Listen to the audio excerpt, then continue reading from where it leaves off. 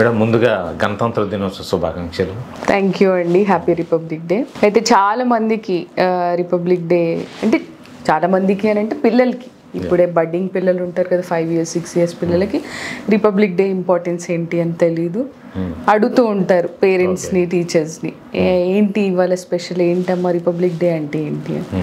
So republic day మనం ఎందుకు చేసుకుంటాము అని అంటే 1950 January 26th నుంచి మన ఇండియన్ కాన్స్టిట్యూషన్ అమల్లోకి వచ్చింది. ఆల్దో 1949లోనే అది రాటిఫై అయినా అంటే కన్సెంట్ వచ్చేసింది ఈ కాన్స్టిట్యూషన్ మనం అమల్లోకి తేవాలి భారతదేశంలో అని.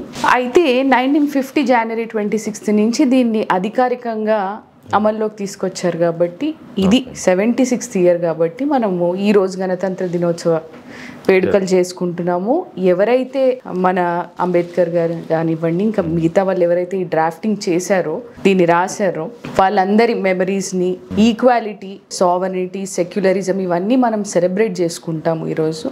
So that is the importance of republic day. ఈరోజు మన కాన్స్టిట్యూషన్ అనేది ఎనాక్ట్ అయ్యి అమల్లోకి వచ్చిన రోజు కాబట్టి మనము ఇది సెలబ్రేట్ చేసుకుంటాం రిపబ్లిక్ డే.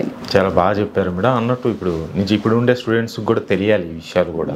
అంటే రిపబ్లిక్ డే అనగానే వెళ్ళి ఫ్లాగ్ హోస్టింగ్ చేసి రావడం కాబట్టి ఈ విషయాలు అంటే ఎవరైతే మన స్వతంత్రం కోసము వీటన్నిటి కోసము పాటుపడ్డారో ఈ రోజు డెఫినెట్లీ వాళ్ళందరినీ మన సోల్జర్స్ ని మెయిన్ గా స్కూల్స్ లో పిల్లలు గుర్తు చేసుకోవడం జరుగుతుంది. వాళ్ళు ఎవరైతే అమరవీరులు అయ్యారో వాళ్ళందరినీ గుర్తు చేసుకోవడం జరుగుతుంది డెఫినెట్ గా రిపబ్లిక్ డే రోజు కూడా.